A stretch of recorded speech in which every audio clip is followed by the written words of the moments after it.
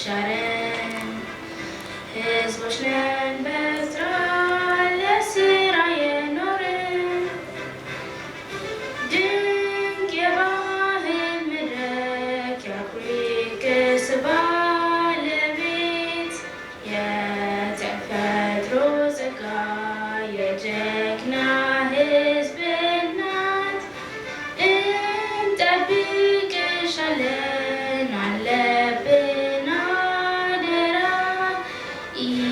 ኢትዮጵያችን ኑሪ እኛም ባንቺ እንፍራ።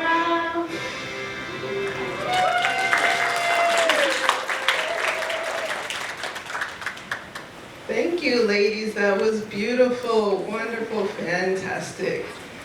Salam Nachu, Dina Nachu, Indit Nachu. My name is Charlene Taylor. I am the Student Leadership Advisor at TCC, Portsmouth campus. I am also a member of the Tidewater African Cultural Association, which is hosting this event. And I would like to welcome all of you to this fantastic event that we are having today, Afro Mania. So of course I need to talk to you about TCC, put in a little plug. You know, Tidewater Community College provides flexible, affordable education options to over 30,000 students each year. You could be one too, both online and on one of our 4 campuses. We have campuses here, right here, Virginia Beach, Norfolk, Portsmouth, and Chesapeake. So it's very convenient for everybody who wants to attend. And you know, reasons to attend TCC, like I said, it's very affordable. 3 in 5 students graduate with 0 debt. We also have transfer agreements with local universities. So you come to TCC, do your first 2 years, then transfer to another college, and that helps you to have a more affordable education. Also, we have students who are in high school who attend. They attend as dual enrollment students. And we even have students that they go to TCC while they're in high school, and by the time they graduate from high school, they have that high school diploma and an associate's degree. So whether you are fresh out of high school, or if you are an adult learner looking to change careers or start something different, TCC is for you. And I'm sure you guys have seen the commercials. Tidewater Community College, from here, go anywhere. That's right. Okay, so I would like to introduce our founder and executive director, Rita Adiko Cohen. Thank you, Charlene. Good afternoon, everyone. Yes, I am Rita Adiko Cohen. I am the founder and executive director of TACA, the Tidewater African Cultural Alliance. I am originally from Accra, Ghana, West Africa, and I have to say something. Growing up in Accra, in Ghana, we've always had a deep respect and love for the country of Ethiopia and Ethiopians. And as one of our board members who's from Ghana is nodding vigorously, Pastor Moses Asamoah. So I think one of the biggest reasons is because we all have similar flag colors, you know? But not only that, we're on the west side, Ethiopia is on the east side, and both countries have made incredible, they're pioneers on each side of the continent where they are. But I wanted to tell you a little bit about TACA. We are a 501c3 nonprofit, and we serve to unite the greater Tidewater region through community service, community outreach, educational programs, and cultural arts and events such as this one. So the fact that you are here means you are supporting our mission and our goal to try and unify not only continental-born Africans, but also Africans and people of African descent within the diaspora and within our community. We love working within the community, be it from the youth.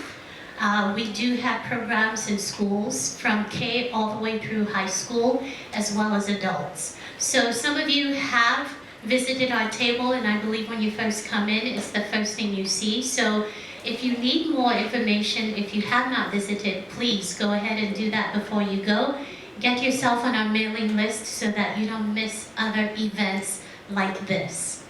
I am going to turn it back to Charlene, who is a member of TACA, and I would love for her to briefly tell you why we chose Ethiopia as this year's Afro-Mania country to feature. Thank you, Rita. Real quick before I go into that, I also, back to TCC, but you know, TCC. We have two student organizations that are representing in the back. We have one, the Intercultural Club, and then also the Art League. So if you are interested in TCC, you know, it's great to see the type of student organizations that we have engaged here. And then also just a little information for you guys. We have a little table over here with coloring sheets for the children. So if they haven't already made their way over there, I see a few are already there, please send them by and they can color some nice coloring sheets. So let me tell you a little bit about myself. I am from here, from Virginia Beach. My father was in the Navy. My father's back there. Hi, Dad. And so yeah, I grew up here. I went to ODU, that's right. And after I graduated, I really wanted to get out and see the world. And I traveled to many countries. I've lived in a lot of places, and one of those places was Ethiopia. And I lived in Ethiopia for about 2 years. That's where I met my husband. And so, you know, I really consider Ethiopia as kind of like my second home. I've learned a lot living there. I still can't speak the language, unfortunately, but I know a few things here and there. And you know, I've really come to appreciate the culture, everything about Ethiopia. There's so many things that are different than what we here in the United States would know. And you know, sometimes even just trying to explain those things to other people can be a little complicated because it's just so far removed. Like, you know, why is it a different year in Ethiopia? Why are there different, you know, the months are more months? Why don't you have a last name?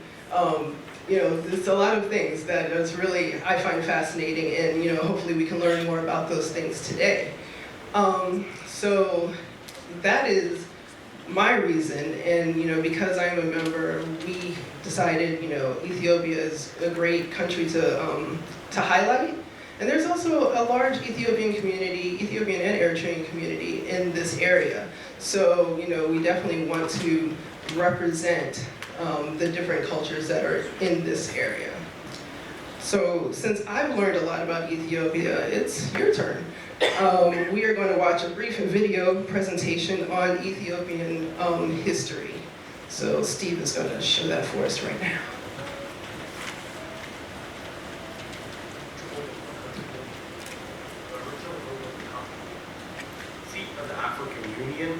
And a nation whose roots stretch back into ancient times. Ethiopia has been heavily settled, going far back into prehistory. Daamet is the earliest known kingdom in this region, and was a contemporary of ancient Egypt and Nubia to the north. On the opposite side of the Red Sea, facing Daamet, was the kingdom of Saba in modern-day Yemen. These kingdoms appear to have had close ties, and some even theorize that they may have formed a single kingdom. According to Ethiopian tradition, this was the home of the legendary Queen of Sheba. She converted to the faith of Solomon of Israel and bore his child, who returned to Ethiopia to rule as king, beginning a long line of Ethiopian kings who claimed direct descent from King Solomon. Bear with me.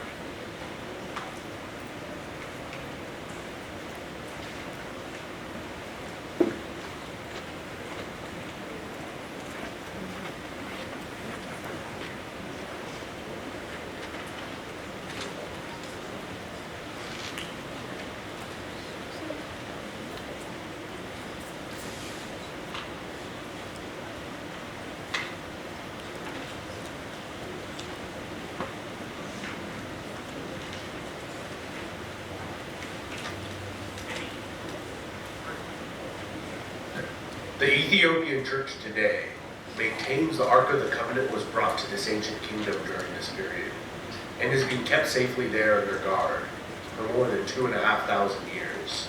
For unknown reasons, Da'amat gradually eroded into several city-states and successor kingdoms around 400 BC. One of these, Axum, would evolve into the first well-documented great power to rise in Ethiopia, and was able to unite the northern Ethiopian highlands, beginning around the 1st century BC, where they established bases on the Ethiopian plateau, and from there expanded. By the 1st century AD, they became a major player on the commercial route between the Roman Empire and ancient India. A notable Persian religious figure and scholar of the time regarded Axum as one of the 4 great powers of his day, alongside Persia, Rome, and China. To facilitate this booming trade, the Axumite kings minted large amounts of gold currency that became widely used and have been found throughout the Mediterranean to India. Around 325 AD, the king Ezana converted to Christianity, making it the state religion, and was also the first state to ever use the image of the cross on its coins. Ezana campaigned against the kingdom of Kush to the north, as far as the borders of the Roman province of Egypt, and is believed to have been the reason for that 1,000-year-old kingdom's collapse. Included in his many titles were King of Kings, King of Saba, King of Salhen, and King of Himyar, which are all in modern-day Yemen, indicating that he either controlled or annexed these kingdoms. Or perhaps they were merely tributaries. The kingdom of Axum would reach its apogee during the reign of King Caleb, who invaded the Arabian Peninsula in 520 with a vast army against the Jewish King Yusuf of Himyar, who had been persecuting the kingdom's Christian population. 5 years after installing a native Christian viceroy, one of his own Axumite generals killed the viceroy and declared himself king of Himyar. This general turned king, Abraha of Himyar, is mentioned in the Quran for his failed invasion of Mecca in the year 570. The rise of the Arab Empire would signal the decline and eventual demise of both of these kingdoms. Axum was completely cut off from any contact with the Christian Roman Empire and the vast revenues generated from Roman trade. The kingdom of Axum had a slow decline and began to contract back into the highlands. The kingdom of Alodia formed on its northern border and converted to Coptic Christianity and spoke a Nubian dialect, in contrast to Axum's Semitic dialect and script, used since the days of Da'amat in the 9th century BC. According to Ethiopian tradition, around the year 1000, a female pagan warlord overthrew the kingdom of Axum, laying waste to the land, burning ancient churches to the ground, and hunting down all members of the royal family of Axum. The last of her dynasty, which ruled over a much diminished kingdom, was overthrown by Maratakla Haimanot in 1137, establishing the Zegwe dynasty. Although some scholars believe lightsabers are finally a reality, and you can own one. This new military flashlight is basically a lightsaber. This dynasty was established earlier. The most famous ruler of the Zegwe dynasty was Gabriel Lalibela, who constructed 11 churches, carved straight from a single piece of stone, and attempted to construct a new Jerusalem as his new capital, in response to the capture of the Old Jerusalem by the Muslims in 1187. Despite the piousness of the Zegwe, they had one thing working against them in the eyes of many of their subjects. They did not claim direct descent from the biblical King Solomon. And around the year 1270, they were overthrown by a dynasty that did claim Solomonic descent. This Solomonic line of kings ruled Ethiopia for more than 700 years, with a brief interruption during the 14-year Abyssinian Adal War, in which the Adal Sultanate was able to annex Ethiopian Abyssinia with Ottoman help, only to be beaten back to their original borders by the Ethiopians with Portuguese assistance. The Age of Princes was a period in Ethiopian history from 1769 till 1855, when the country was de facto divided within itself into several regions, with no effective central authority. It was a period in which the emperors from the Solomonic dynasty were reduced to little more than figureheads, confined to the capital city of Gondar, and local warlords fought each other for supremacy. This came to an end with the reign of Tewodros II, who re-established his dynasty's authority over the nation. However, this respite was short-lived, and he would commit suicide instead of being taken prisoner by a British expedition. The British would sack the Ethiopian capital and carry the Solomonic dynasty's crowns and treasure they had accumulated over the centuries back to Britain. Ethiopia's troubles were not over, and in 1874, the Ottoman-backed Ismail Pasha of Egypt invaded Ethiopia with the goal of creating an empire that would include the entire length of the Nile River. His sizable army included included a large number of recruited American and European officers. The Ethiopians had been working hard on organizing and modernizing their military since their experience against the British, and were able to utterly defeat the Egyptians in 2 decisive battles. The Ethiopian Emperor Yohannes would die in battle against a Sudanese raiding force 13 years after defeating the Egyptians. His successor, Menelik II, would expand the Ethiopian Empire and defeat a full-scale Italian invasion. The technologically superior Italians were decisively defeated in a bloody war that they expected to be a casual affair. 40 years later, masterminded by the Italian journalist turned dictator Benito Mussolini, the Italians invaded again, this time sending an overwhelming force of approximately 500,000 men, 600 aircraft, and 800 tanks. Despite this, the war was still a long and bloody affair. The Italians gained little from the annexation and committed widespread atrocities against the Ethiopian population, which they never fully managed to control. Ethiopian Emperor Haile Selassie returned to Ethiopia from exile in England to help rally the resistance. The British began their own invasion in January 1941 with the help of Ethiopian freedom fighters. The last of the organized Italian resistance in Italian East Africa surrendered in 1941, ending the Italian rule. The Solomonic monarchy was fully restored after the war. In the decades that followed, Haile Selassie would begin to slowly implement democratic reforms in the nation. However, many blamed his grasp on power for the slow pace of modernization. During the Cold War, Selassie received the backing from the United States, and when widespread drought and famine hit the nation in 1974, the aged monarch was overthrown by a socialist faction in the military. They viewed Selassie as an agent of the corrupt capitalist West, and united with Eritrea, forming a larger chaotic state that was plagued by infighting and disastrously planned and implemented socialist policies. Eventually, Mengistu Haile Mariam brought an end to the more than decade-long power struggle and attempted the creation of a state following the Soviet model, famines and genocide included. In 1991, as rebels closed in on the capital of Addis Ababa, he fled and was granted asylum in Zimbabwe as an official guest of Zimbabwean President Robert Mugabe, where he still resides today at the age of 80, despite calls for his extradition. This was followed by a transitional government in Ethiopia, which drafted a new constitution allowing any of the nation's ethnic regions to secede if they ever wanted to. Eritrea did so right away, and the remainder is the modern nation state of Ethiopia. This has been Epimetheus. Huge thanks to all my awesome patrons over on Patreon who help me with this channel's expenses, and my fantastic subscribers. If you're new to this channel, don't forget to sub, hit the bell icon to get notifications every time I make a new video, and smash that. Thank you, Steve. All right, so that was a bit of Ethiopian history. How many of you knew some of the content that was, one, two, well, okay, I'm not including you all, but those who are not Ethiopian, how many of you knew? So 2, 3 people, wow, okay. So hopefully you've been able to be educated a little bit more on the history of Ethiopia so that you can walk away today knowing a little bit more about it. Which brings me to one of the things I love about Taka. When we first immigrated to the United States, to Norfolk, Virginia, I noticed that there were Africans here, but they were all separate. You know, Ethiopians would be with Ethiopians, Nigerians would be with Nigerians, Ghanaians with Ghanaians, etc.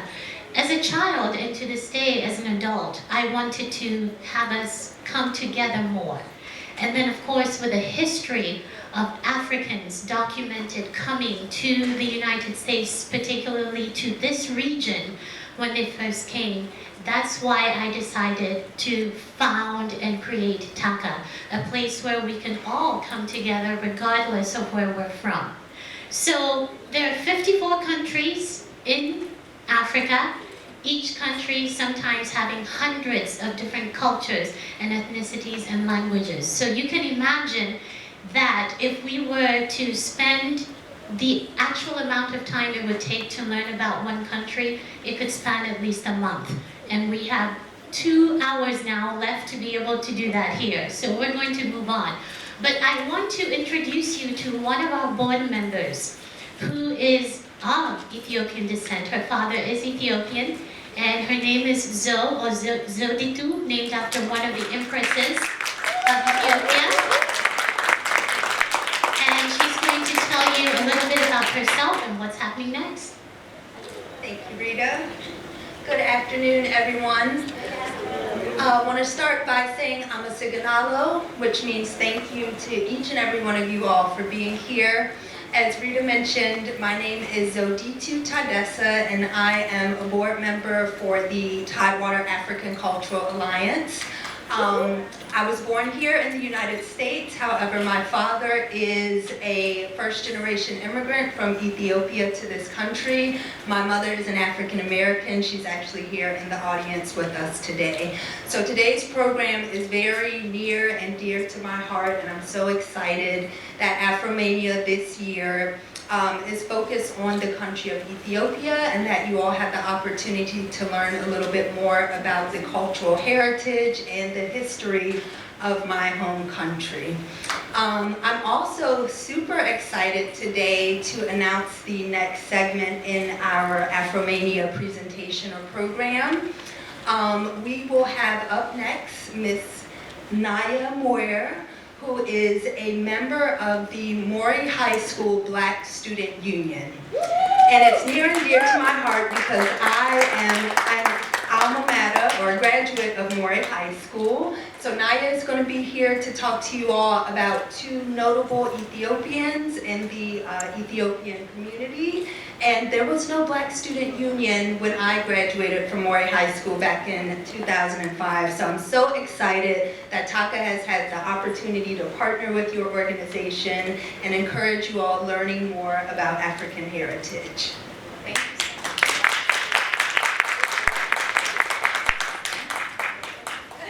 Hello everyone.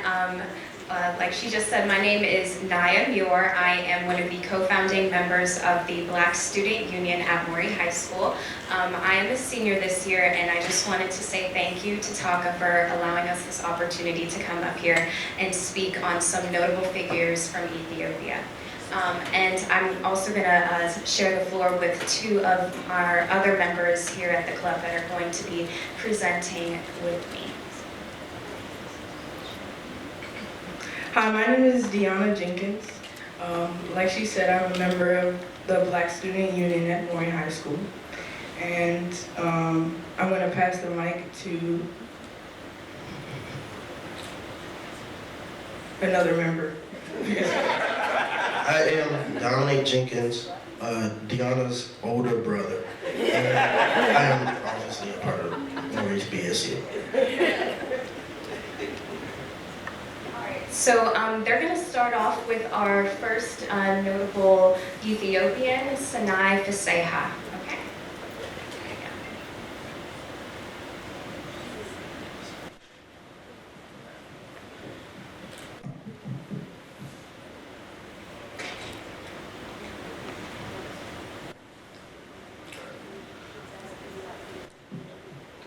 Sinai Faseha, born in 1971. She is an Ethiopian endocrinologist for the University of Michigan. Ms. Faseha works on reproductive endocrinology, focusing on infertility. Faseha completed her residency in gynecology and obstetrics and a fellowship in reproductive endocrinology and infertility within the University of Michigan Medical Center.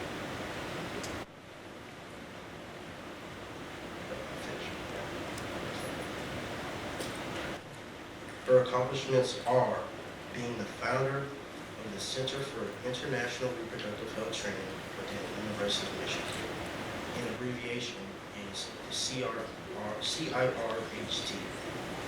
Faseha has also accomplished the achievement of global health leadership. Next slide. I'll be transitioning it to my younger sister. Yeah.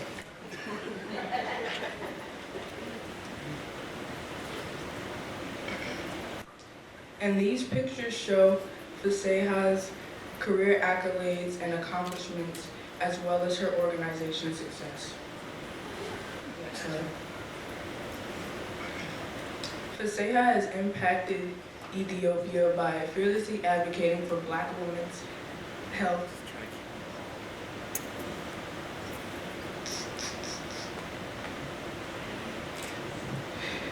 and bringing awareness to healthcare issues. That's it.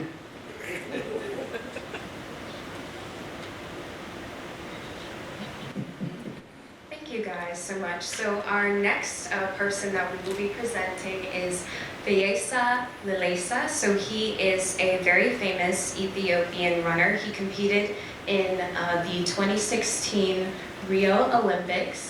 So some things about him. So he was born in 1990, and he started his career as a long distance runner with his first debut race, which was in Dublin.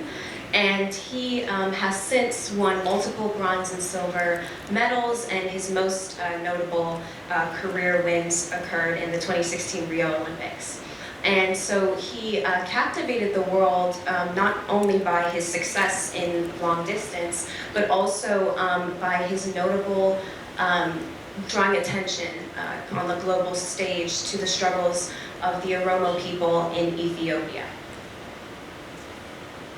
So here are some pictures of him with his family, and behind on the background is a flag representing the Oromo people of Ethiopia. They are one of the largest ethnic groups in the country, and there are about a total of, I believe, over 82 different ethnic groups that represent Ethiopia.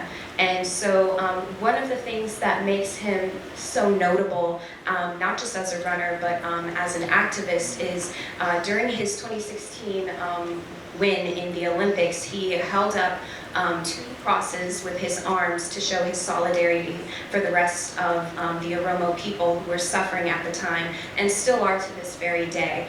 There's a lot of government conflict between the Oromo people being essentially oppressed. So there have been a lot of issues dating back several decades where the Oromo people have been struggling to be adequately represented through politics. And those who decide to speak up against what is going on, how the government is mistreating the Oromo people, are persecuted, and they can face jail time immediately or execution. And so the reason why he is such an important person is because he used his global platform as a runner to highlight issues that the Oromo people were facing that have not been publicized and deemed as important by the rest of the world. And he risked his life doing so on such a global stage. And after his win in the Olympics, he had to seek asylum in the United States temporarily because his life was threatened due to his activist endeavors. So thank you so much for listening to our presentation. If you have any questions, feel free to reach out to one of the 3 of us. Like I said, my name is Naya Muir. From the Maury Black Student Union. You can follow us on Instagram to keep up with some of the different projects that we have going on. And I just want to say thank you so much. It was a pleasure getting to know about these very impactful Ethiopian people and kind of getting to dip my toe into the water of this beautiful culture. So thank you.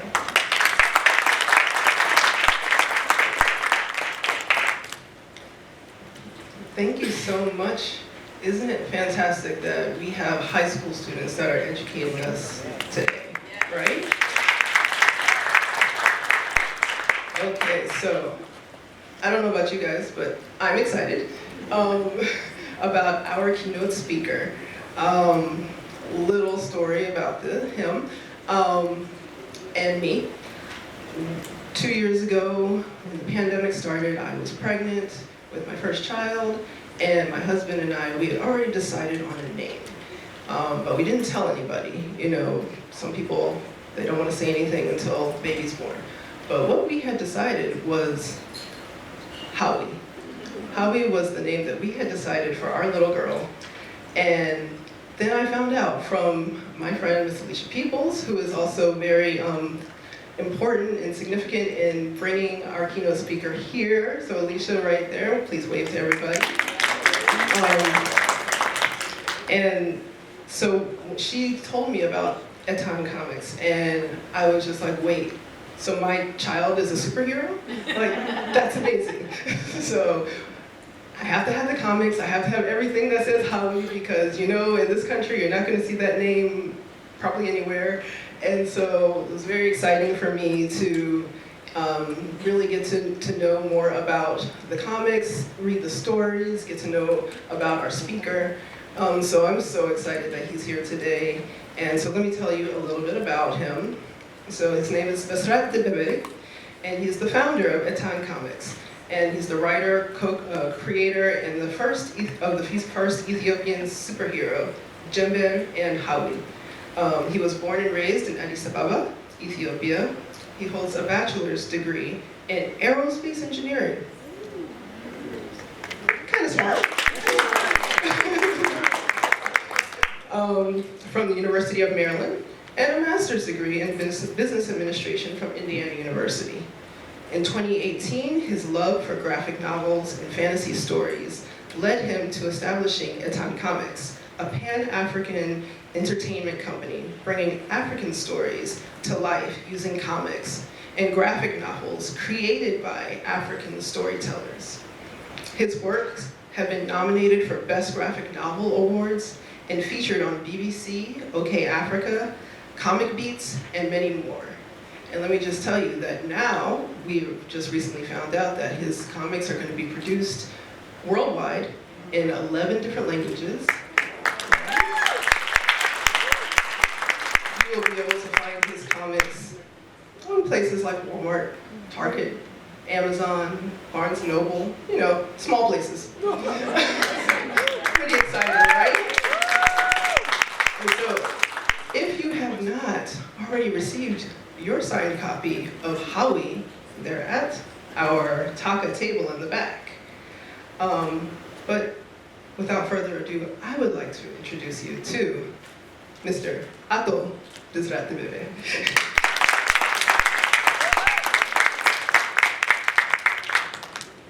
Wow, that was an introduction. Oh man.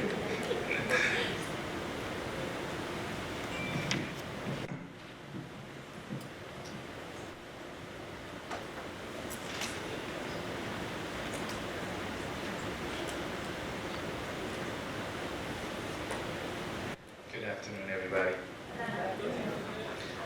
Clap one time if you can hear me. Clap 2 times if you can hear me. Okay. They're just sorting out the slides. I'm very happy to be here. This has been a long time coming, and I'm really grateful for Alicia, for Taka, for Rita, and for Charlene for putting this together. I'm just going to arrange this. Okay. Let me know when we were good to go. Yeah.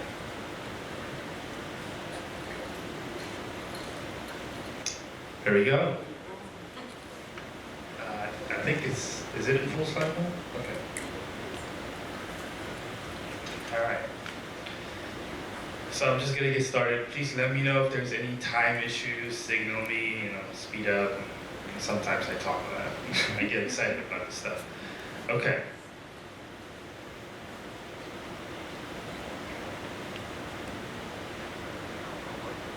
Oh no.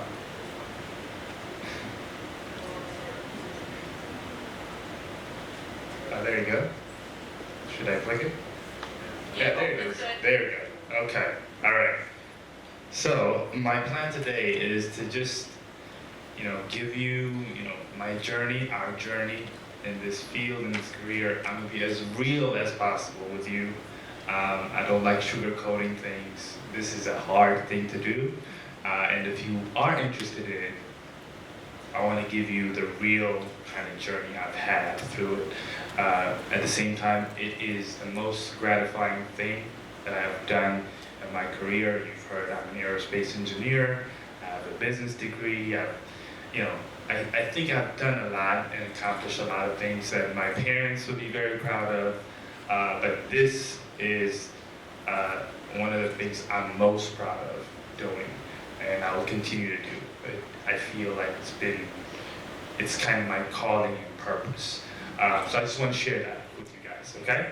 So, I was born in Addis Ababa, Ethiopia. Addis Ababa, you heard about that. Ethiopia is the land of origins, is the origin of many things. If you haven't seen that topography picture to the left side of me, Ethiopia is home to 70% of Africa's mountains. Right? It is a lot of highlands up there, and then that's also one of the reasons our long distance runners do exceptionally well, because they train at such a high altitude. The first African gold medalist, Abebe Bikila, is Ethiopian. Ethiopia is also home or the origins of coffee. How many of you knew that? Okay, good, that's good. Now, that's where my origin is. I'm gonna go to my love for animation, where it started.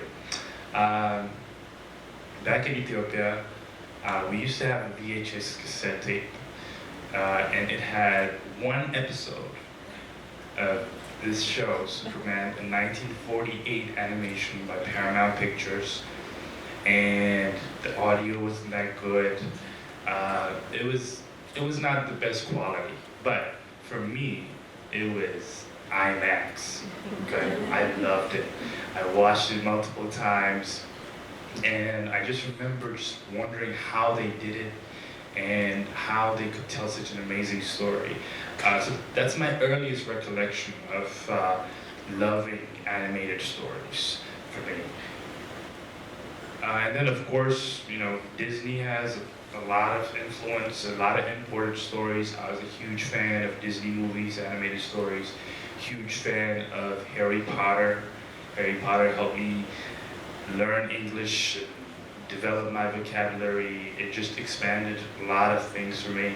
I was very much into video games, and me and my brothers, I have 2 brothers, we would spend the whole night playing a video game, mainly because we just enjoyed it, or we didn't have a memory stick, so we'd keep playing and playing the levels and levels. But yeah, we loved, you know, getting into these type of stories because of that. Then I came to the United States.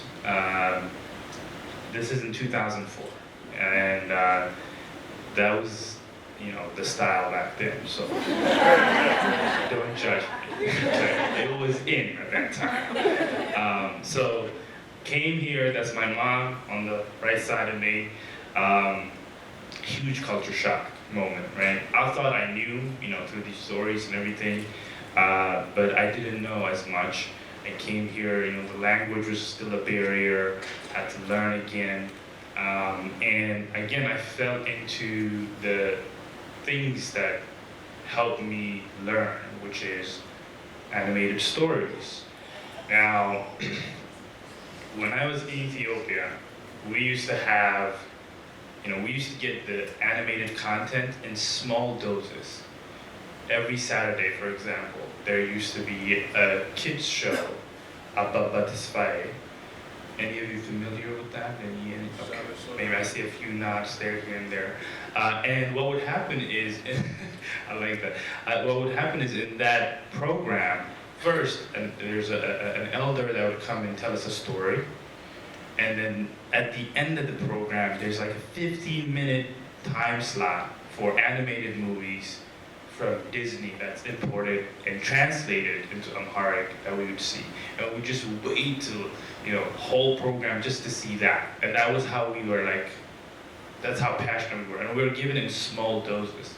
Now when I came to the States, it was, the floodgate was open, right? I could see animated stories any day, every day, Cartoon Network, Nickelodeon. I was like, oh my goodness, I loved it, right? So I started learning a lot about American culture through those stories. I learned a lot that, I learned that American culture was about individualism, mostly. You know, it's all about working hard. If you believe it, you can achieve it. Go, go, go. Work, work, work, right? And I understood that value. I understood that perception. And then I started to get introduced to comics and graphic novels because I used to go to Borders bookstore to wait for my friends. And my friends at the time were not into comics, especially the friends I formed here, the relationships I had here.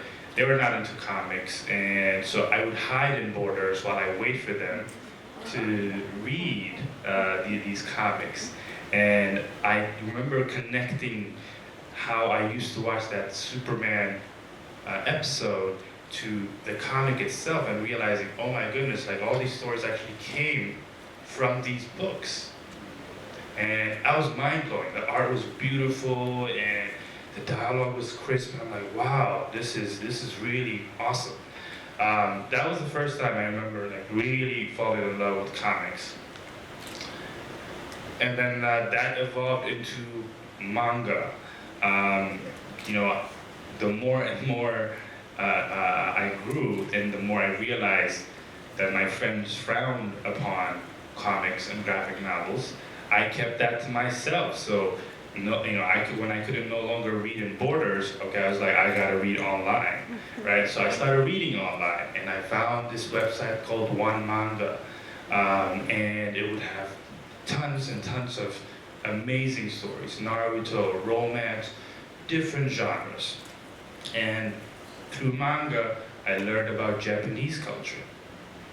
I learned the Japanese value family, hierarchy, organization, respect, honor, not standing from the crowd, or not standing out, and never giving up. If you guys have seen, animated shows, you know that if there's a protagonist who's determined, that protagonist never loses, right? They could have a broken hand and a broken leg, and they would still figure it out, right? They never give up. That's a value, that's a cultural value that the Japanese community has, that they instill on their children and their community. Then college came. I completely dropped reading manga and stuff. I couldn't. And my priority, like most African immigrant kids, became making sure I was in a major that I could support myself in and support my family in. My parents would not have gone for, if I was like, you know what? Thanks for coming here. I've decided I want to do arts. That just wouldn't fly, right? Because they gave up a lot. They had a stable life there. They had a good life. They came here specifically because they believed that the opportunities we have were better here than there. And so I came here and, I got into the 3 golden majors that any African immigrant would usually be persuaded to get into. And you guys might know them. Do you know them? Yeah. There you go. I think some of you are calling it out. It's engineering, doctor or medical, and lawyer, right? And those are, that's what's drilled into us. So I majored in engineering. My father used to work in Ethiopian Airlines, so I naturally gravitated towards aerospace engineering or aeronautical engineering. And I majored in that. These were my closest friends in the same major. And I kind of largely forgot about comics and manga. I still enjoyed it, but it wasn't as often that I would see it. The only relationship I had with it that was left was I used to doodle in class. And what I would do was, my friend, one of my best friends, Miki, he had a very boisterous laugh. And my goal was to doodle something that would make him laugh in class. And if I did that, I kind of won. I was like, oh, okay, great, this class isn't boring.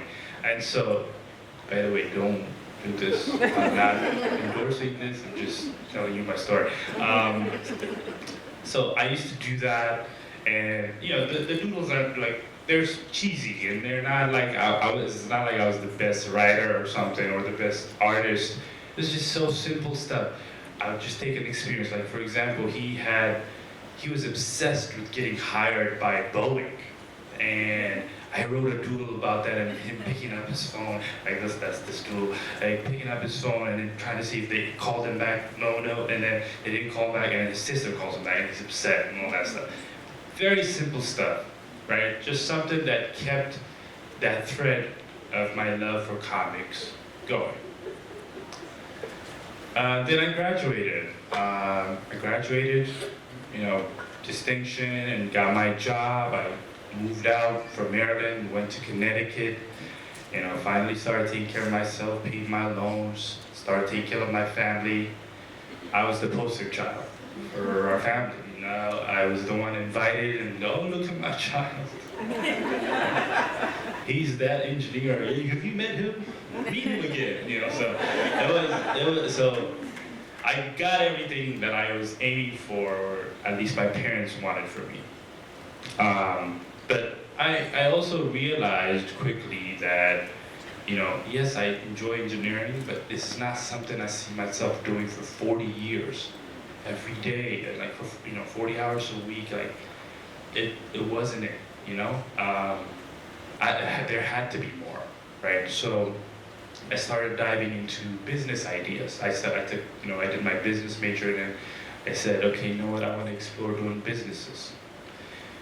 And me and my friend from in my workplace experimented with very different business ideas. A lot of them were engineering focused, like app ideas. We had this idea about parking spaces. We were, you know, annoyed that New Haven, Connecticut street parking was always unavailable, and like we wanted to find out before we started driving if there was any or something.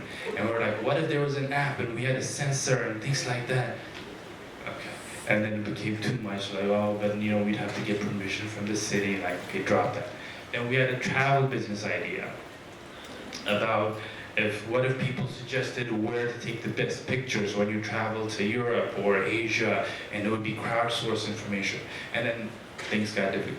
So they would all fizzle out, these ideas would fizzle out because we weren't really personally invested in them, in solving that problem. They were exciting ideas, but they didn't really push us through. The why wasn't there, the why behind the work. Until Etan Comics and Jemba came to me when I was at work. I was watching some news. I saw news about a lady named Bruktai Tegaru. She created these Ethiopian Powerpuff Girls to try and teach Ethiopian girls about girls' rights in Ethiopia. I saw that and I was like, first off, brilliant, this is fantastic. And then I was like, wait a second, like, why have I never seen or read stories that had similar content as Spider-Man or Batman or Naruto, but with Ethiopian history, Ethiopian mythology, and you know, that I would love that. That would be amazing. And then I started researching if anybody has done that. I couldn't find anything, right? Nothing, no comics, no graphic novels. And so I was like, okay, I'm gonna do this. Whether it works out or not, at least I will know it exists, right? At least I will know it exists, and at least the kid version of me, if I saw it, my mind would be blown. I would just be like, oh my God, like this exists, you know? So I started doing that. I started looking for artists. My first, the artists I wanted to work with at first was Ethiopian artists, because I thought they would be the ones that would get the story and, you know, easily able to draw it. But there weren't a lot of Ethiopian artists in this profession. There was a lot of portrait art, but not comic book sequential story art. But then I started searching for other African artists, because I thought that they would be the best representation next to Ethiopian artists. and I found a brilliant artist named Stanley Obinde. Stanley, he's been doing African comics for a little bit before I reached out to him, and I never thought he would say yes. His art is phenomenal, which you will see in a few pages. But this is the message I sent him on Facebook, to say, hey, huge fan, you know, if you're willing to work with me, please let me know. And he said yes, and we started designing characters, you know, this is what I'm doing. I was so excited when I was sharing with him. He was like, please calm down. he really, like, 'cause I was like, oh no, this is, you know, this might be the first thing ever, you know, and like, oh my God, this is gonna, okay, all right, yeah, I know, let's just get the work done, like one page at a time. I'm like, okay. And then we started designing. This was the final design we had for the costume, and we really started incorporating things that I saw in my day-to-day. Like, for example, that green part on his costume is what's known as tillet, or traditional Ethiopian embroidery that's on our clothes. His logo that you see on his chest is alphabet, Ethiopian alphabet. It is alphabet, the letter Tsa, which comes from the word Tsahai, or Jember. Jember means sun, or sunrise, okay? And the character's powers are related with the sun. Another word for sun is Tsahai, and that letter there, Tsa, is that beginning letter of the word Tsahai. So we started really like just incorporating things that we would find, or I would find exciting to see into his costume, and finally settled on that. And then also face mask, right? I used to see Batman and everybody wear a face mask. So I was like, instead of a face mask, why not some of the traditional paintings from our rich cultures, right? So this is from the Karo tribe in Ethiopia. I'm sorry, Karo group of people, ethnicity, or Karo nation, I should say. I don't like using the word tribe because the word tribe has negative connotations with it. So we incorporated this design, then more of the pages came in. Here are some of the line arts. Just look at it. I mean, I don't even have to say anything, right? It's just magnificent, the way he depicted. I wrote, you know, I would write, oh yeah, he transforms into X. And this is what he like draws. Like, look at how much his talent, he just converted the script I gave him into magic. That's what it felt to me, right? Seeing my ideas come to life this way and collaborating with him was just phenomenal. And then the pages were colored, right? There's a line art phase and they were colored. Colorist Toyin Ajitsumobi, another phenomenal African artist. Both of these artists, by the way, are based in Lagos, Nigeria, right? So it was incredible working with them. I've never met them in person to this day.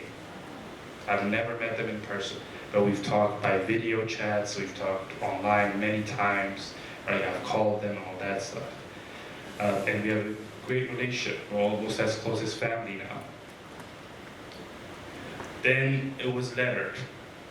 So when the story is lettered, I was intentional about making sure the story was written in both English and Amharic, right? Having it written in my native language took it even a layer deeper for representation, right? It was one thing to just see a comic about an Ethiopian setting and Ethiopian history. It's another thing to see it in your own language. So I made sure that happened. Then it came time to publish. Now, I'll be very honest with you here. I was ready to stop. I was super nervous. I was like, maybe I shouldn't publish it. This is good enough. I know it exists, right? The fear of failure, especially from someone like me, who's done the engineering side of life, achieved and gotten to where I'm supposed to be and all that stuff. The fear of failure was like, oh no, like it was choking me at the time. Even though I've done all the hard work, I had the book in my hand, right? But I decided to go for it anyways because I showed it to a few people and loved it. And I was like, okay, maybe there's something here. So I posted about it, I shared about it, and then I had a launch organized for it. I posted it. And it was received phenomenally well. It blew my mind. We got featured in so many places. In so many places that I had to do some of the interviews in my car at lunch from my day job, right? I didn't even know how to do interviews. Like, yeah, like I'm stuttering and stuff. You know, they're asking me, how, I remember being asked about my like history in graphic novels, and I'm like, I just started like a year ago. So it was like, you know, the imposter syndrome about it was also very huge or significant, because I didn't feel like I belonged. I just did something just for me, and then I decided to show it to other people. That's what it felt like, right? Here's some of the reactions from people in Ethiopia, and you know, even in events that I did here. Really great reception. And then, as I said, I wanted to make sure that this wasn't a fluke. That I just like did something and it was luck, and you know, that I got here. So I decided to create another story. This time, Howie. Howie is a story. So just to go back a little bit, Jemba is a story about an Ethiopian college student. He just graduated. He doesn't have a job, and this is a very it's a typical experience in Ethiopia where everybody does what they're supposed to do, especially like young students. They do what they're supposed to do, they graduate, but then they get out and they can't find a job, and it's very demotivating. It feels hopeless, like I've done everything I'm supposed to do, like why can't I find a job when the opportunity's not there? And so you start to question your self-worth. And I said, okay, in that scenario, what if somebody gets superpowers? What would they do? Would they care about like going after and saving people before they care about helping themselves? You know? And how would that change their self-worth question? Are they more worthy now they have powers? That was the story of Jemba. A very Ethiopian perspective, Ethiopian individual living in Ethiopia. With Howie, I wanted to tell a story of an Ethiopian American, because that's another part of my experience, right? And it followed this Ethiopian American who was going back to Ethiopia to reconnect with her family, her identity, her heritage. And in the midst of that, though, what happens is her mother gets kidnapped. And she gets kidnapped by this masked mercenary. And this mercenary takes her into this fantasy world, and they jump into a portal. And she goes after them. And she comes out into this incredible kingdom, inspired by the Aksumite kingdom, which you guys heard about earlier in the history of Ethiopia. You know, not a lot of people know about Aksum and Ethiopian history. And I wanted to share like the richness of our history through these books. And since the theme of this book was reconnecting back to your heritage, I wanted to make sure I took it to a fantasy, history, kind of cultural thing. We also did phenomenally well. So I was like, I'm not a fluke. So it was, you know, it was nominated for Best Graphic Novel. It was overfunded on Kickstarter.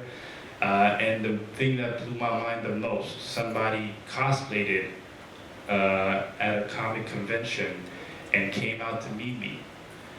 That was like another level for me, right? I thought that, you know, hey, I'm so thankful that people are receiving these so well, and I'm just happy to keep doing this. But then I saw these stories go beyond me and be part of the community, and that was one of the most gratifying things I could experience. Next, I created a title called Zufan. Zufan is a story about unity despite differences. And it is a sci-fi story, but it is retelling the true story of Italian invasion of Ethiopia in 1800s. I'm sure most of you guys know, but if you don't know, Ethiopia is the one nation that has never been colonized. And I felt that is such a powerful Black history that everybody should know about. But when I came here, nobody knew about it. Nobody knew about that. And so I wanted to share that story in a new way, because Ethiopians are used to this story. We celebrate an anniversary every year about this story. So I wanted to share it in a new way, so I changed it to a sci-fi story where Europeans coming to Africa to colonize was metaphorized to aliens coming to Earth to colonize Earth.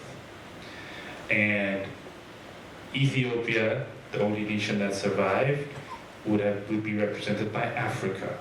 So Africa here would be the one that would survive that alien invasion. And through that kind of similarity, I told the sequence of events that happened. Why was Ethiopia colonized? What happened? How were the, power-hungry kings and rulers, local rulers, able to unite despite their differences to defend against Italy and Italian invasion and survive colonization? What happened there?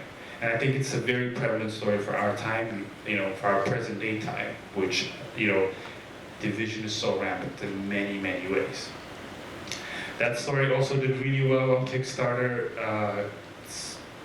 We have, I'm very thankful for our supporters. They're very passionate about it.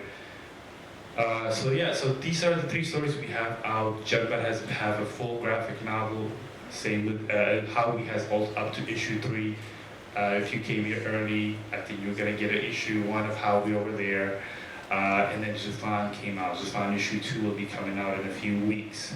But this is my journey of kind of creating these stories, from such a young age of loving animation, and then just slowly building up the courage to tell our own stories and to finally acknowledge, even to myself, that we belong in this space. Right? We deserve to tell our stories. We deserve to have representation that is not about war and poverty and disease or all these things that are stereotypical that other people think about Ethiopia or Africa. And so, of course, with one origins lead to other origins and new beginnings. So another thing we have done recently, and we will be doing a much more deeper dive in the future, is kind of looking back on our heritage, right? I've learned that Ethiopia is not new to visual storytelling. We used to do this since 17th century or even dated back. And we used to do them using religious stories though. And these are some of the examples of what, the illustrated manuscripts that we used to have in the churches to tell visual stories. And so we had our own kind of style of telling stories, our own ways. And so I want to bring that forefront. Just like how the Japanese manga created their own table, their own genre from looking at US comics and European comics, I want us to be able to do the same thing with our own history and heritage. So we coined the term sensei to represent Ethiopian comics. Just like Japanese have manga, Ethiopian comics would be senseis, and it comes from 2 Amharic words. The first word is sensei, which means chain, and the second word is si'il, which means art. So together, sensei means chained art, or sequential art storytelling. And that will be what we'll be calling our books and our stories going forward. And we will be expanding on that even further by changing our art style and making it specific to our culture, our traditions, so people get to know it even more and it stands out even more, just like manga. Here are some of the attempts that we did. At first we just did a blank, direct conversion, and then these are the progressions, right? We want to make it a bit more dynamic. We want to make sure people have fun looking at it, just like how they look at anime. And then of course we hope to get into video games, animation, all that stuff in the future. And I think that is my last slide. Thank you very much. I hope you found this helpful and entertaining. Thank you for listening, and have a good afternoon.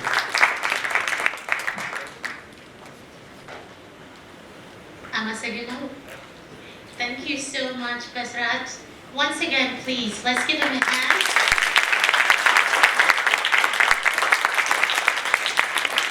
The amazing thing about what you've done is it predates, the Black Panther Wakanda fever.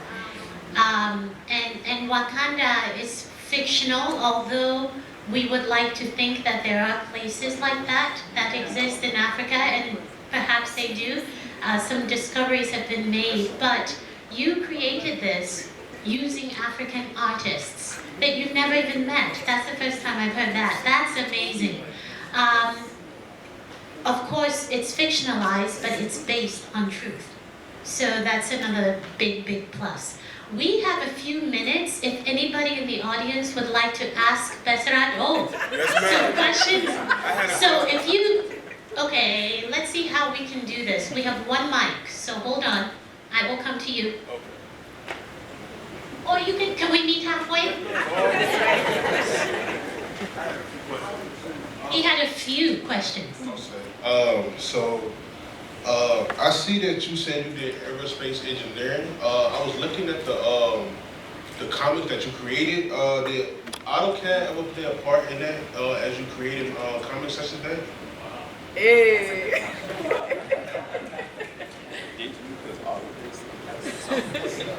What? I've never been asked this question. That's a very interesting question.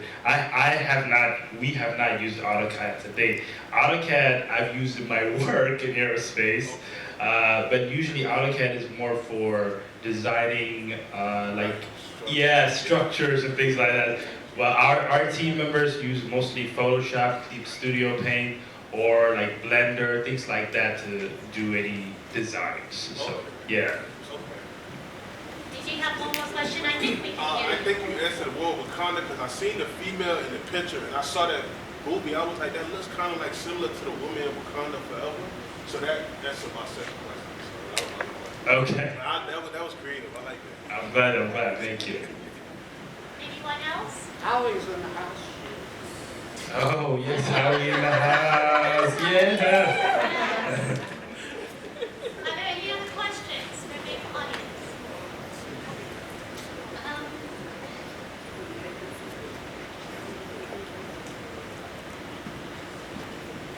So I was wondering, you said, everything was excellent, thank you.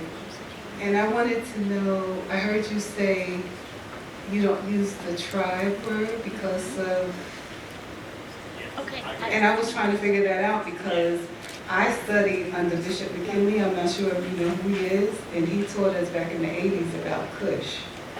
And so I had put a song out, and it was like, calling all nations, calling all tribes, Kush, rise and shine, like the colors of fall leaf breeze.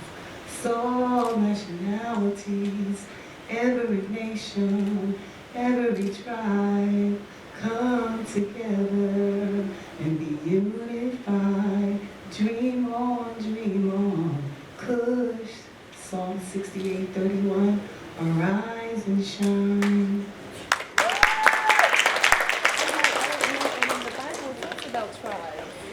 She says also in the Bible it talks about tribes. So I think the question is, why is it not good to use the word tribe? Great question. Beautiful voice. My goodness. So, the reason I don't use the word tribe, and I learned about this as well, I used to use it, is because when we Africans were taught in the word tribe, or we wanted to describe our people to others, in English we were taught that tribe is the word that we were supposed to use that English speakers would understand. But when that originated, tribe actually had a meaning of primitiveness, backwardness, savagery attached to it. Okay. Instead, our linguists, though, would describe our people as a nation. Okay? Because that is associated with independence, sovereignty, dignity. Okay? So when you use tribe, or when people use tribe, it goes south. That's why. I hope that helped. Right? I know I'm not Besarat, but I can also add to that in that from my own culture, the Ghanaian culture, when people ask you where you're from, meaning ethnicity, they use people. Who are your people? We don't use the word tribe. Am I mistaken? Okay, I have the go-ahead from the pastor there. There was a question over here.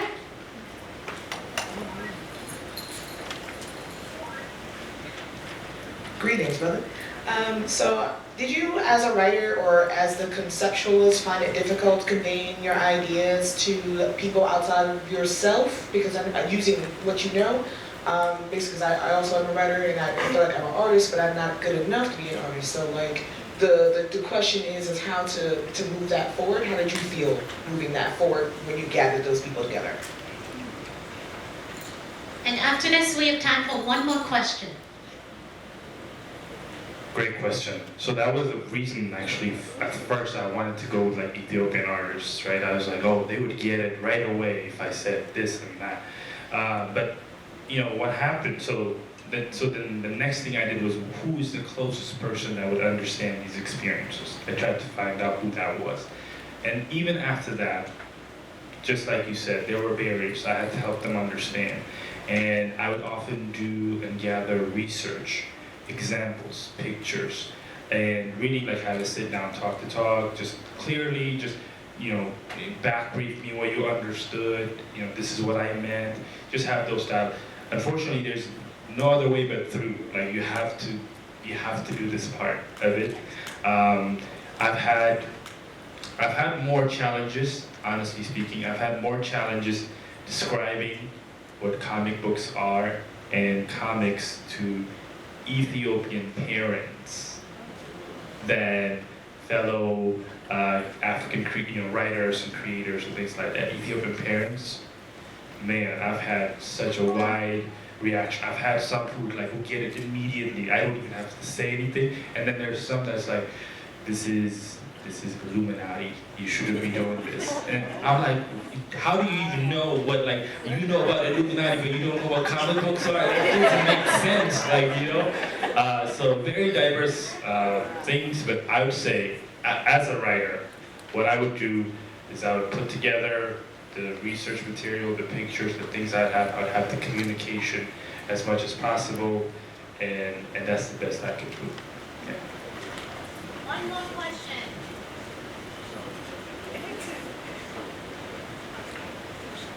Thank you for putting this event on, for one.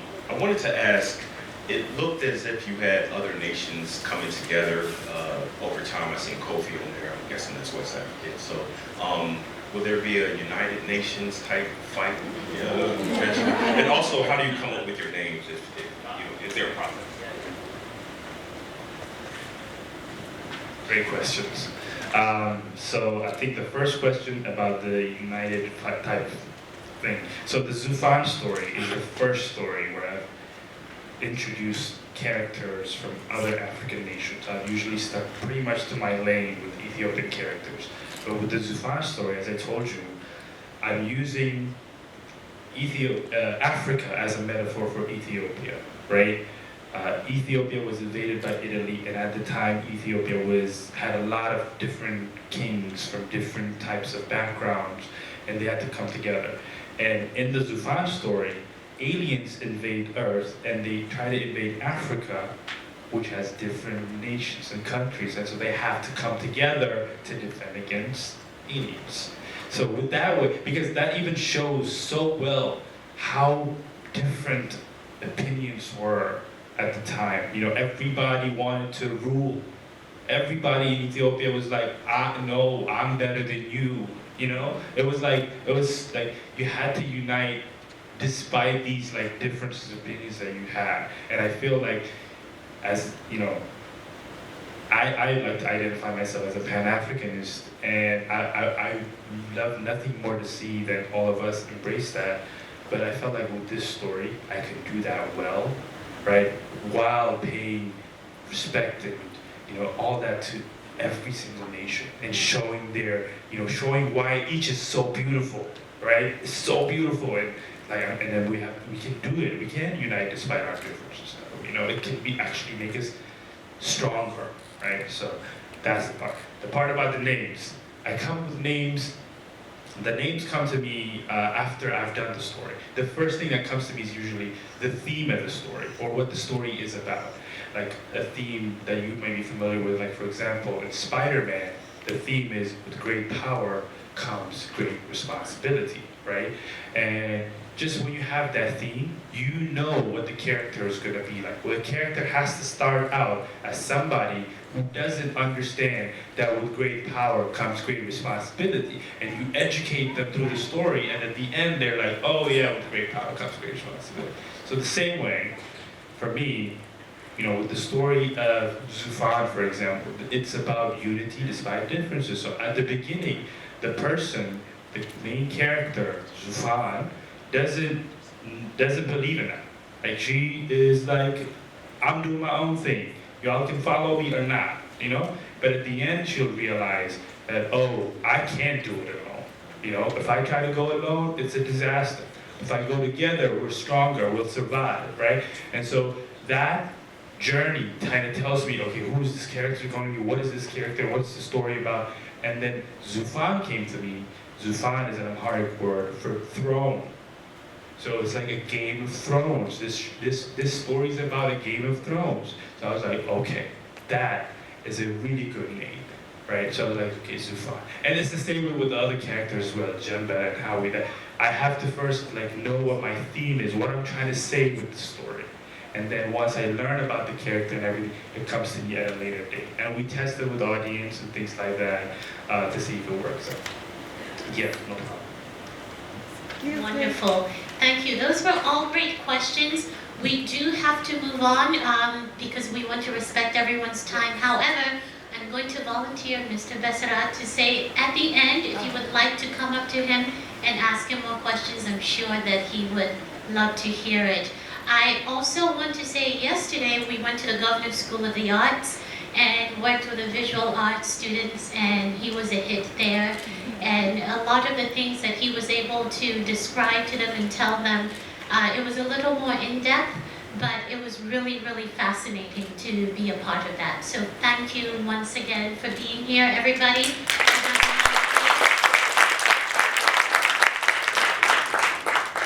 So you saw the brief history of Ethiopia. You saw two notable Ethiopians that the Morris High School Black Student Union presented. You saw our keynote speaker, our guest, who came from Houston.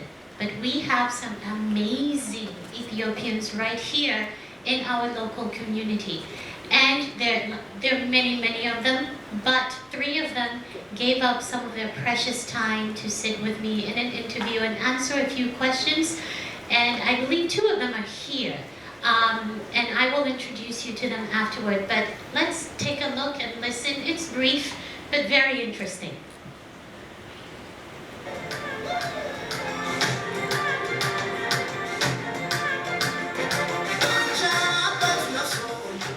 My name is Makbib Gameda, and I live in Norfolk, Virginia, and I work at Eastern Virginia Medical School. I serve as Vice President for Diversity and Inclusion. I work on actually enhancing inclusion and diversity and health equity. I came to Hampton Roads.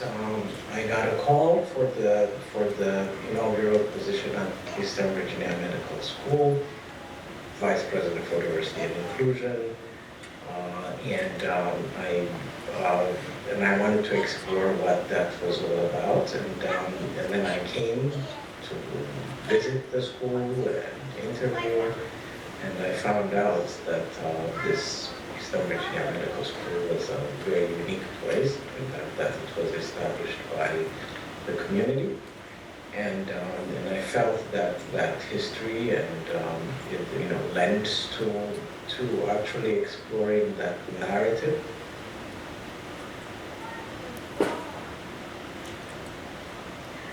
My name is Mania. I'm currently an artist in Virginia Beach. Hampton Rose back in 93 when my husband joined the medical school in Indiana. So then we stayed here till 97, went back to Richmond area, and did medical school, and we came back here in 2004.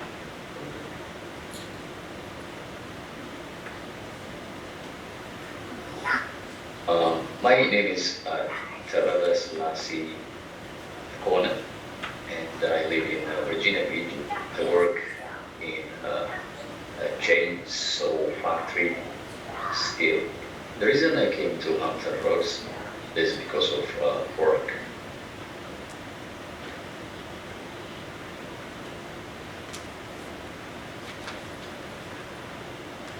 Ethiopia or Habesha family value is kind of one of the most thing we have to keep, and we try to raise our kids the way we raised by our parents, and also traditional food is kind of not going to miss, and our language, which is one of the language we speak in Ethiopia is Amharic, and traditional dresses on occasions we keep our tradition and keep our values. Some of the values and customs that we brought with us from Ethiopia, I suppose is going to leave with our children. Raised them in a community, mostly church-based community, emphasizing on family and home and relationships and things like that. The kids say we're very strict. We say we're very lenient compared to the way that we were brought up. So I believe that's what we brought with us as a community. I think some of the values that inform my life, here and everywhere, is from that come from my heritage in Ethiopia are those that are really related to humility, more or less, and the saying that silence is golden, humility as the core value, hospitality and kindness as like kind of a core value of living and being and socializing. Those are some of the things that kind of inform my life and how I want to live my life.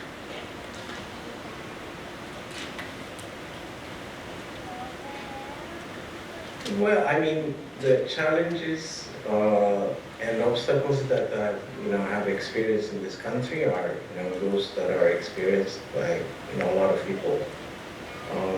Like me, of being a refugee and being a black refugee are some of the things that many of us experience, and some of the ways like that I feel and that have actually shaped my life, facing this issues is by through some creating solidarity.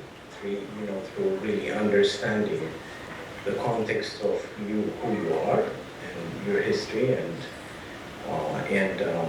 that understanding that in the end we're here through the struggles of our brothers and sisters from here who look like us, that have opened like ways for us to be here and to actually be part of the struggle for equity and for inclusion. And so those are some of the things that actually, the challenges, and the flip side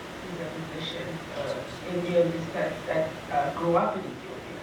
And he writes very extensively about things that happened in the 80s, the 90s, and things that we are aware of happening, but we were a little bit on the young side to have actually happened to us. So he explains in great detail about all that in a book called The Cutting for Stone. Highly recommend it.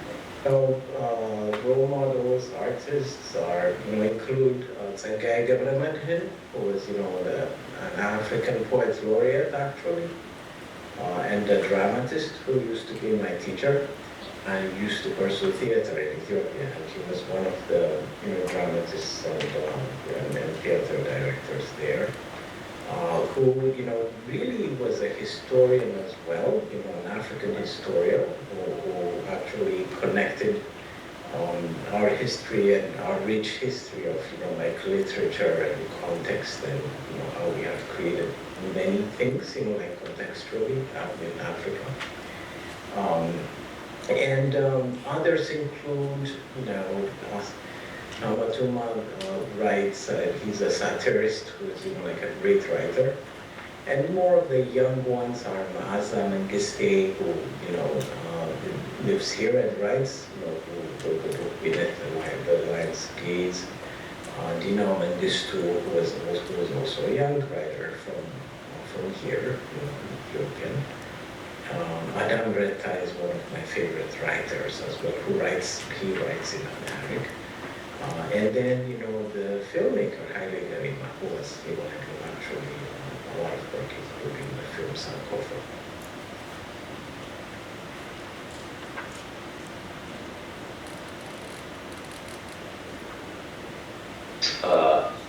Culturally rich country, and Ethiopia as a black country had never been colonized. I would say Ethiopians by and large are very friendly and hospitable people.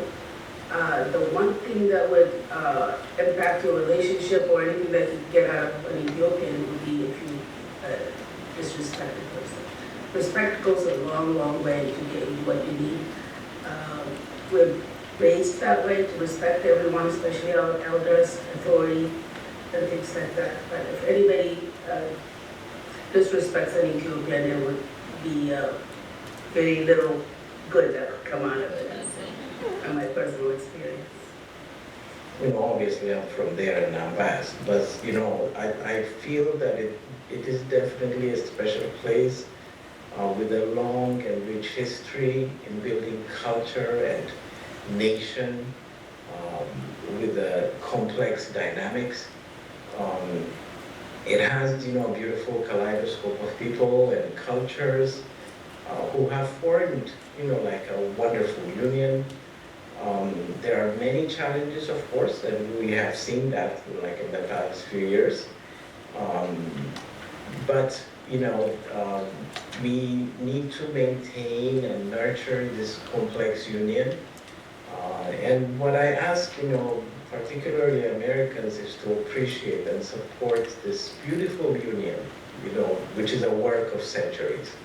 And visit, it's a beautiful land of origins.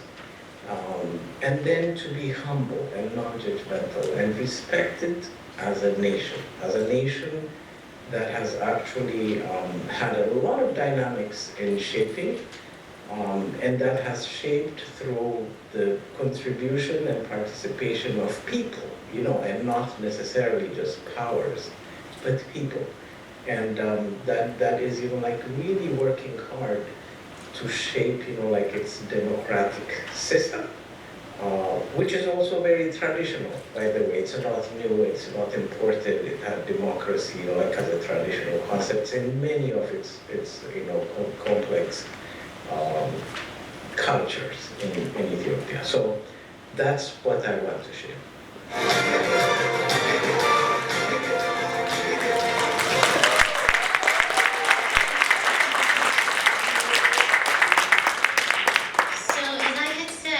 Two of the three are here, and I would love for them to be acknowledged. Dr. Ruth Abraham and Mr.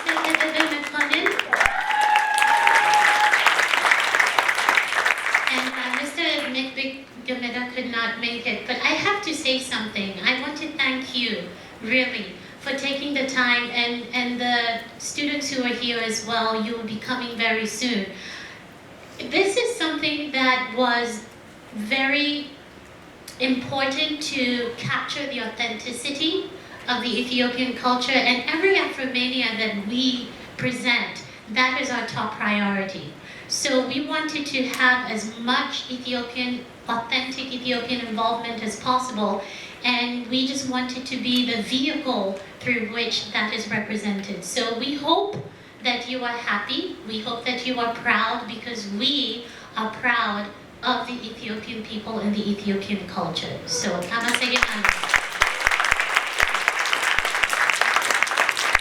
so now, we're going to have some fun. Yes? We're going to bring the ODU, Old Dominion University, students of East African descent. They have their own presentation. It has a lot of components. It's going to be fun. Hopefully we'll get moving. They'll definitely be moving and dancing for you as well. So, ladies and gentlemen, come on up. This is for you.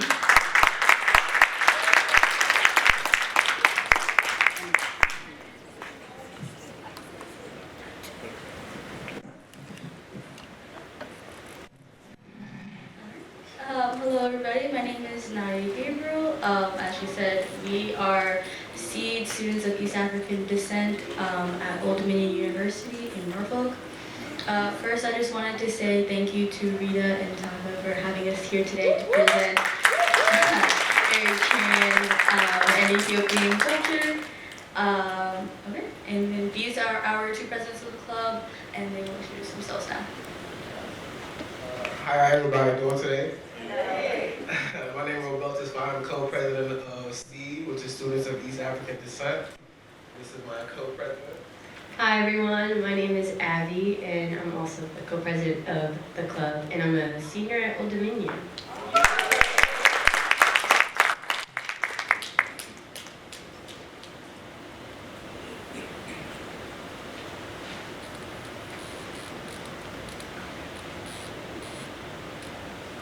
So with the geography of Ethiopian Eritrea, it's obviously in East Africa, and it is part of the Horn of Africa.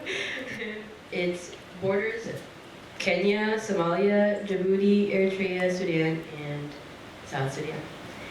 And Eritrea borders the Red Sea, Sudan, and Ethiopia. And the country of Ethiopia consists of high plateaus and mountains and dry lowlands. And the hottest place on Earth is the Danakil Depression, which is the top left picture. And its average temperature is 94 degrees Fahrenheit.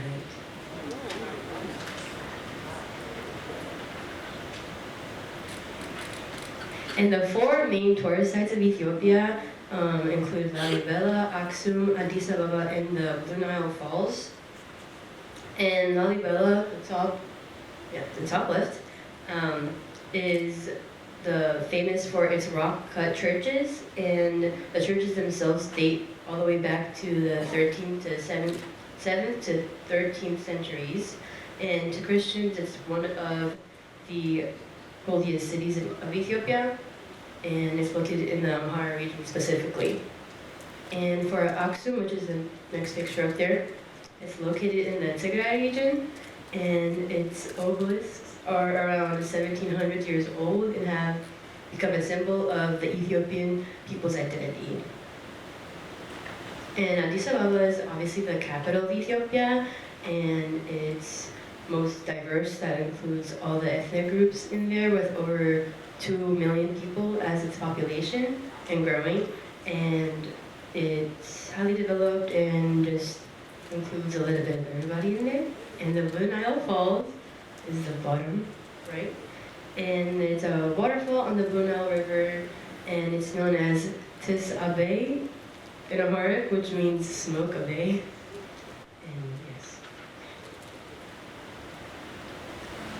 These are four major places in Eritrea. As you can see in the top left corner, there is the Cathedral Cathedral, Our Ladies of the Rosary, which was a Roman Catholic cathedral that was built in the early 20s. And then on the right you can see Asmara, which is the capital of Eritrea, which was or is also known as Little Roma, based on its Italian-like features. And then we have on the bottom right Mutsawa, which is one of our major ports, and also home to one of our most popular beach tourist areas. And then we also have Dahlak Marine National Park and island, which is known for its natural beauty and all of the marine biology work that is done there.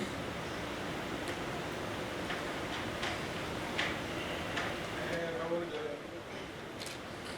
to let y'all know about our food, our delicious food. I hope some of y'all tried some Ethiopian food before.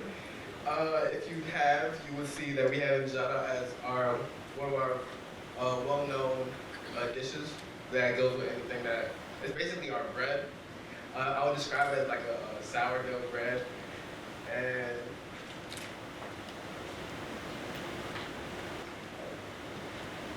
this is personally my favorite dish of all. It's called dorowet. It is the jewel of the Ethiopian and Eritrean food. This is our number one meal. This tends to be made during special occasions. This is like for New Year's, Christmas, basically any type of special occasion you'll be seeing dorowet there. And then if you can go to the next one. As you can see, I'm an expert in the Ethiopian food. I'll let y'all know which one it is. So the top left, you can see that's the chapsa. This is the chapsa. And then the middle, that is called edge. Edge is for the adults, people who just like a drink. made with honey. This is dulat. And this is full. I apologize, this is full. Then we have gumpo. Today sagat is raw meat. We eat raw meat. It's amazing. For special occasions as well. And we have a vegetarian platter. Vegetarians love Ethiopian food because most of our dishes are vegetarian.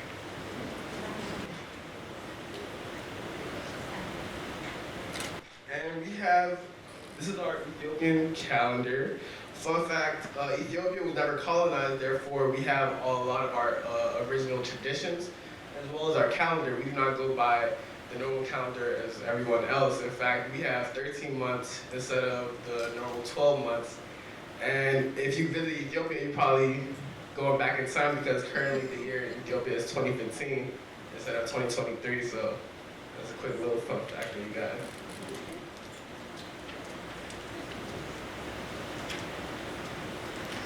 And our language. There are 92 individual languages in Ethiopia. Official languages of Ethiopia are Afar, Amharic, Oromo, Somali, and Tigrinya. However, Amharic is the working language. And Ethiopia is, I would say it's a complicated language since it has 231 letters. Seems like a lot.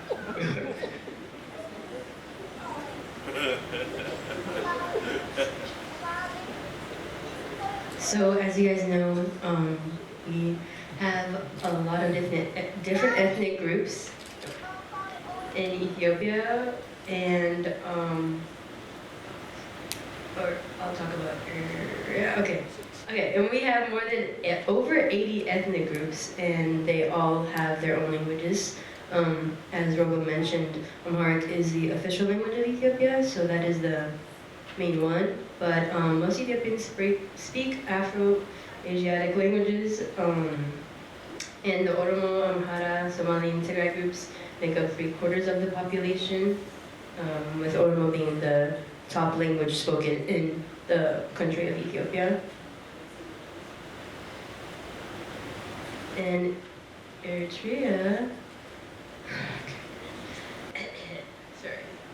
has 9 recognized ethnic groups, with Tigrinya taking up over half of the population, and the 2 most followed religions are Christianity and Islam, as is for Ethiopia as well.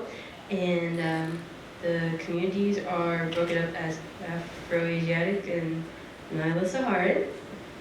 And Eritrea has influences specifically from the Arab world and Italy due to colonization.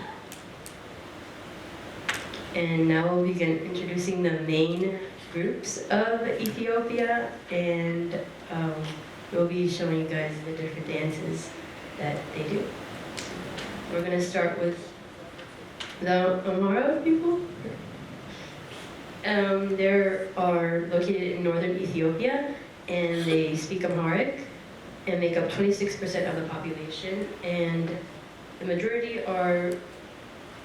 religions are Ethiopian Orthodox, Tewahedo Christian, and we're going to have a group of ladies show us how to do the Amhara Skista. Yay!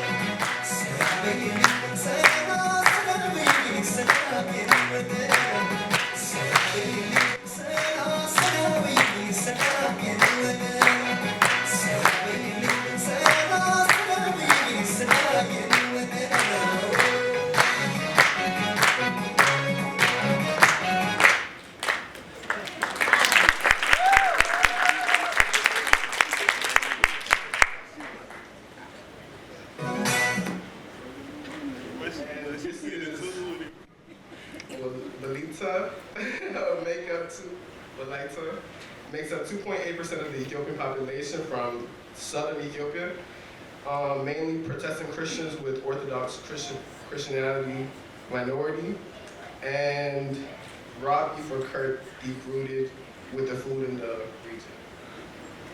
And also, they have their own separate dance.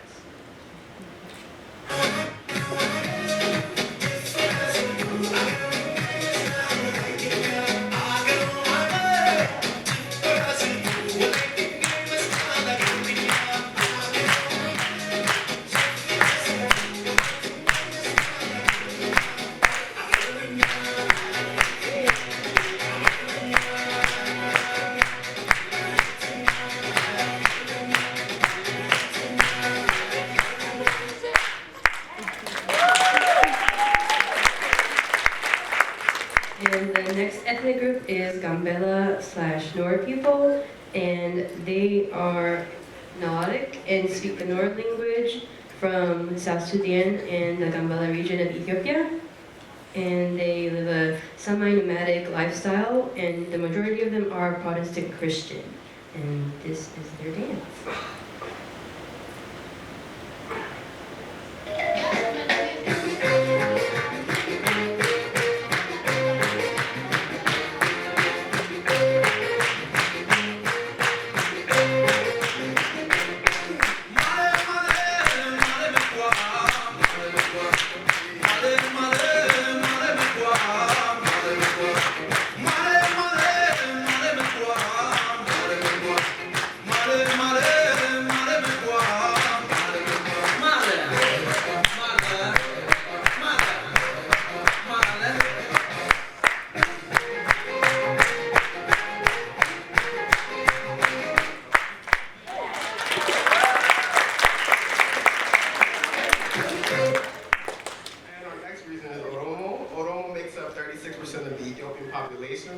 It's one of the largest ethnic groups in Ethiopia. In fact, they speak Afan Oromo, and they're both Muslim and Christian, and we'll demonstrate another dance for you guys.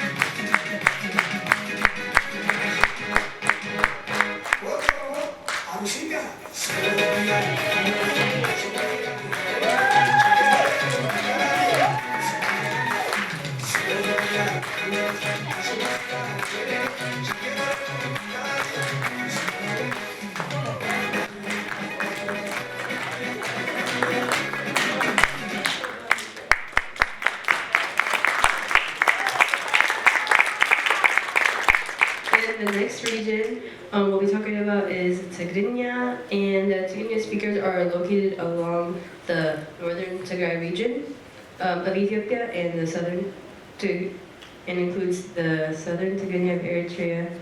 And most of the people are the Christian majority, and 6% of the Ethiopian population consists of Tigrinya Tigrays, and 50% of the Eritrean population consists of Tigrays, and they speak Tigrinya, and this is their dance.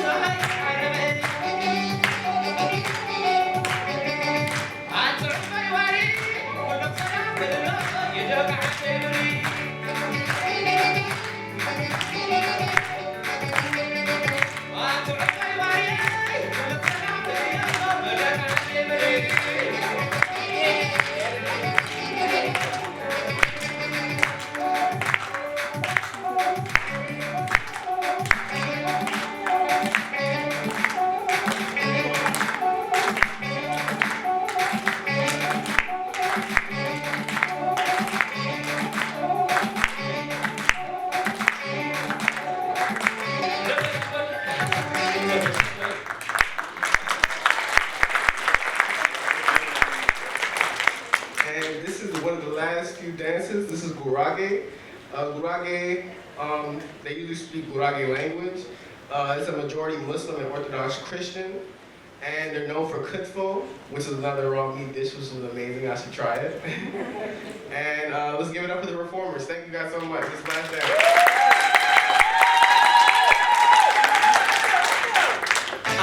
I got some good about the mission out of Denver.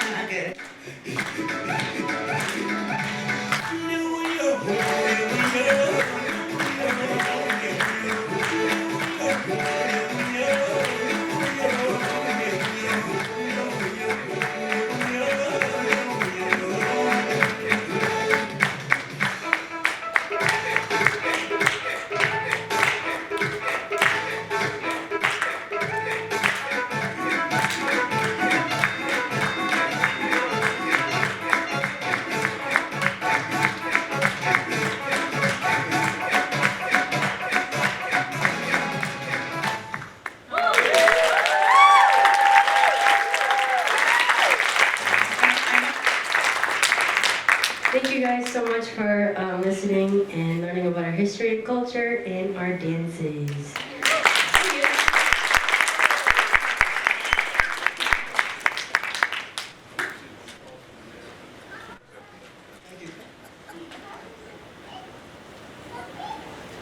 Thank you. That was fantastic.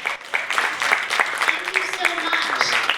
So before coming here, who thought that Eskista was the only dance that Ethiopians did? You know this? Oh, come on now. Okay, thank you. That was very, very educational as well as entertaining. Thank you. That was fantastic. Yes, you can clap for them again.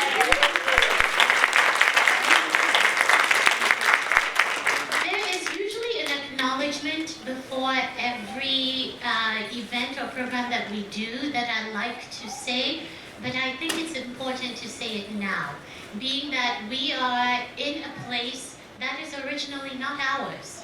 So we are right here on land that originally belonged to the Chesapeakeans, or the natives of the Chesapeake Nation. And we, if you look around, there's so many different people here, all in one place, unified under one theme, which for me is just beautiful. So I would like to acknowledge that on August 25th, 1619, the first documented Africans were brought to this particular region, Hampton Roads. And because of them, through them, and everything that they have experienced, myself and many other African immigrants are able to be here in this room today. So thank you for your sacrifices and for your ultimate sacrifices. We know it, we see it, we appreciate it.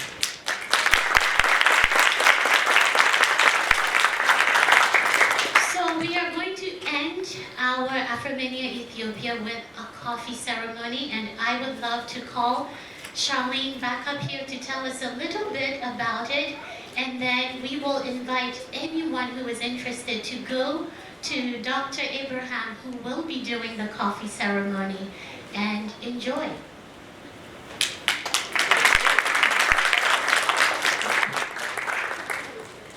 All right, so how amazing was that of you? Thank you so much.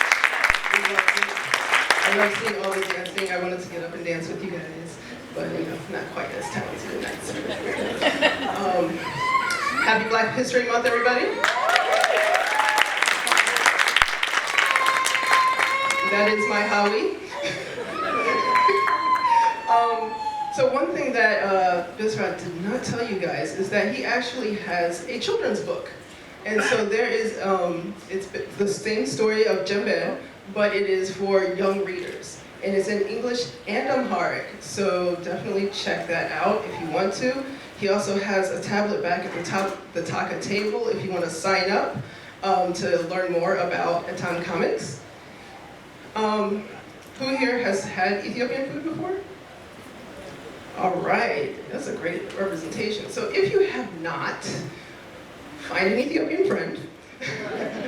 If you don't have one of those, there is actually an Ethiopian restaurant here in Virginia Beach. It's called Masab, and it's on South Parliament Drive, right off of Princess Anne. So please check them out. And so now I'm going to talk about the coffee ceremony. So Dr. Ruth here, and oh, by the way, Dr. Ruth was the one who started Masab. She opened that restaurant and then handed it over to somebody else. So, dental practice, opening up a restaurant, just doing everything. But she is, and then of course she's here, and she has provided coffee, and she's doing, showing us the coffee ceremony over here. So what we're going to do is we're going to let you come over and check it out, but I'm going to tell you a little bit about it. So in Ethiopia, coffee, also known as bunna, is a daily mainstay. You have it after meals. It is a very communal component of the day. You see she has, and you can see after, if you can't see right now, but she has they don't do coffee in the giant mugs. You don't fill up your big mug of coffee and go up and do your day. Like, you sit down and you enjoy it. You start with the beans. You get the beans, you roast the beans. Everybody smells the coffee as it's roasting. You grind the beans. As she's doing this, people are talking and enjoying each other. And then you're going to brew it in the clay pot, which would usually go on some charcoal. The pot is called a jebena. And then you're going to serve it in these little tiny cups called sini. And so, you're getting a little dose of coffee. And, but you're sitting around, you're talking, you don't just drink one little, you 2, 3, pure adventures 4. And then you might also enjoy a little snack to go with it. You might have some popcorn that's like lightly sprinkled with sugar, it's a little sweet, or bread. And so we also have here a bread that's called ambasha. And so it's a flat bread that you can, you can come and taste it yourself. It's very delicious, and people enjoy eating that when they have the coffee. So, Rita, where did you go? Oh, there she is. So we want to, once we say our final goodbyes, we will invite you to please come enjoy some buna and ambasha. And thank you so much for being here.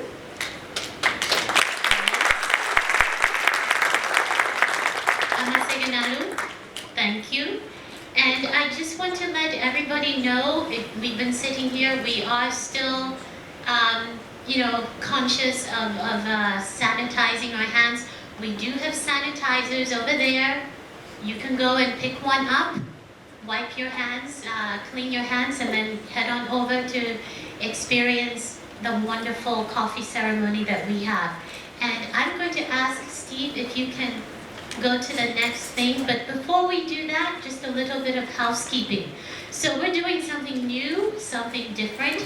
Next year for Afromania, we are literally going into the diaspora because our vision for Taka is solidarity through the celebration of the African diaspora worldwide.